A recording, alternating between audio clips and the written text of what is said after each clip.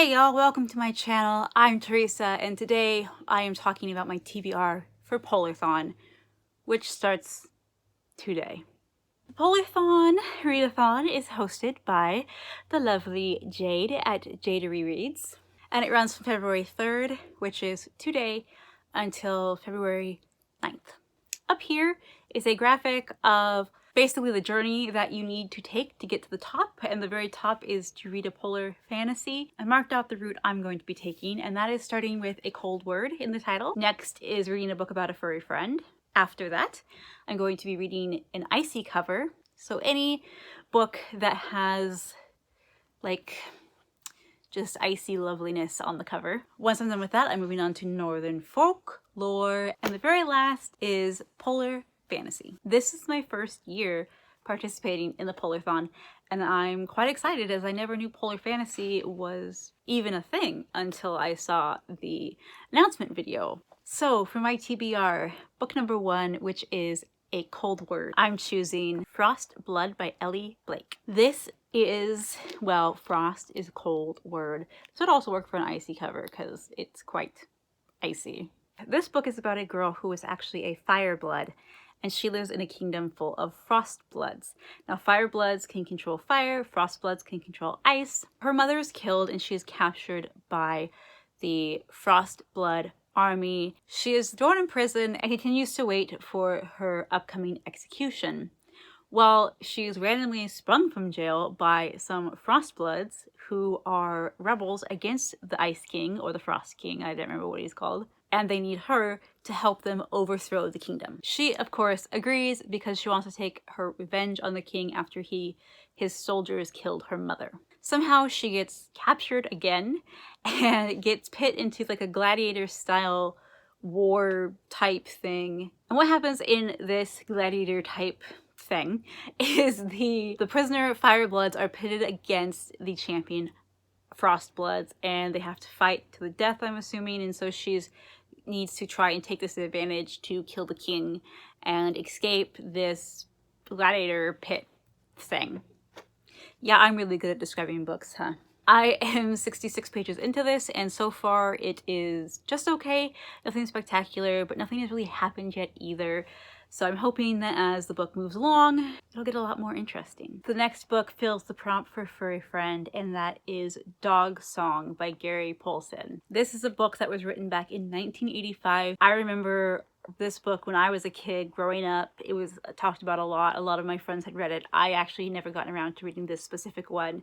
So when I thought Furry Friend, I was like, hey, this is about dogs, so why not choose this book? Basically, this book is about an Inuit or Native Alaskan boy who is feeling the pull of the old ways. He feels like there's a song inside of him that he needs to discover, and his village has really turned to modern technology and the modern ways. So he meets up with the village shaman, who is the only one left in the village who has a team of dogs, or like a sled team, and he basically helps prepare this young boy to go on a great adventure across the Alaskan wilderness and discover his own song and discover his story. I really like the fact that it's about Native Alaskans, which, you know, anything that has to do with Native American, Native Alaskan, or Inuit people has always really interested me. It's about dog sledding, so it works for the Furry Friend prompt, and it just seems like a fun, fascinating book that'll be kind of reminiscent of my childhood, I think, as I have read other Gary Polson books when I was a kid. The next pathway I'm taking is read a book with an icy cover, and for that I'm choosing Hold the Dark by William Giraldi. This is basically, I guess this actually takes a little bit of a darker turn, and so than the book I was just talking about. This is about a village in Alaska whose children are slowly disappearing due to wolf attacks. The synopsis doesn't really tell me a whole lot about it. It just kind of has a little blurb, but it's basically this town, I guess, has to rally together and figure out, like, okay, what's happening? These children are being taken from, like, literally, like, right from the town square by these wolves, or supposedly by wolves. And they're up in the Alaskan wilderness, I believe. Yeah, also the Alaskan wilderness, so you might see a theme here. A lot of these books are about Alaska. So this book is more of like a thriller suspense novel, which is more up my alley. And I figured, hey, why not throw in a book like this during Polarthon, because it has, obviously it looks like, you know, it's a very icy looking cover, and it's about wolves, which I love. It's kind of like a survival, kind of scary thriller type book, which I love. And it takes place in Alaska, which I would love to visit one day. So this is the next book on the list, and it is fulfilling the prompt of icy cover. The second to last prompt is to read a book that is inspired or is Northern folklore. I know a lot of people are going more of like the Russian folklore type of situation for this prompt, but I wanted to find Alaskan or Inuit people's folklore, since that is the country that I live in, is North America. I wanted North American folklore. So randomly scrolling through Goodreads, I came across this book, and that is A Tundra Tale, and this is by an author who goes by Lone Alaskan Gypsy.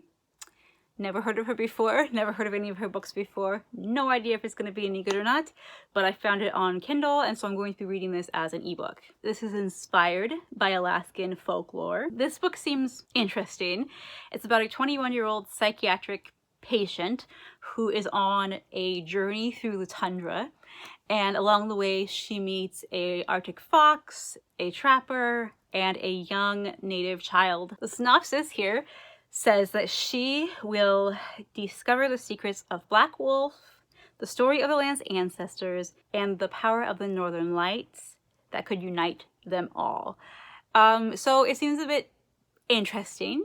It's probably going to be a bit strange, but I figured it's perfect for Northern folklore because it's based off of Alaskan folklore, which is pretty north, and the tundra, which is north.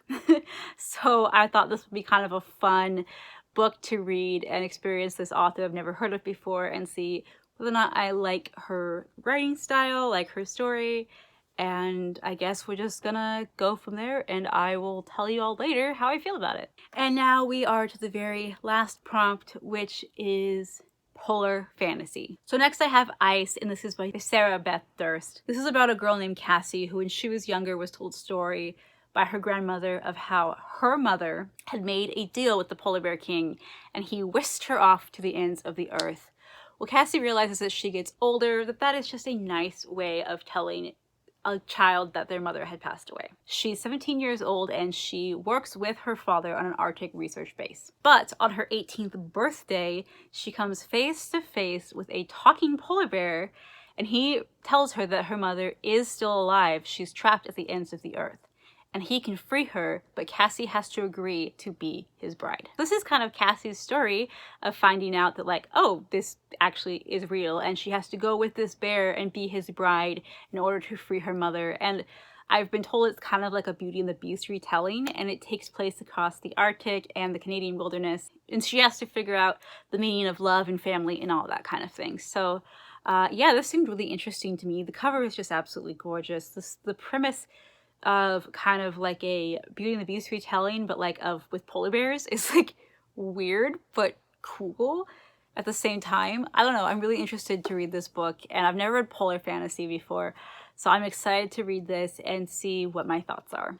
And with that, that is all of my books I'm going to be reading for the Polarthon. I will be trying to do at least a halfway week update and let you guys know how my reading's doing. And then of course at the end, I will give you an overview of how I fared with Polarthon, if I was able to make it through the entire quest or not, and what I thought about each of the books. If you guys are interested in joining Polarthon, you do still have time, though I would do so very quickly because it starts today, which is February 3rd, and it goes until February 9th.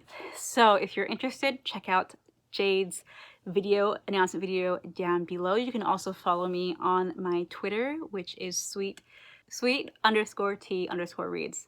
I believe that's what it is. But anyways, it's linked down in the description down below. And I will be posting my updates and everything. You can follow the Polarthon hashtag and the Twitter account over there, and that's what I will be posting daily updates on how my reading is going. I'm excited to get this going, and I'm gonna go off and finish my reading now. So I hope I will see y'all in the next video. Bye!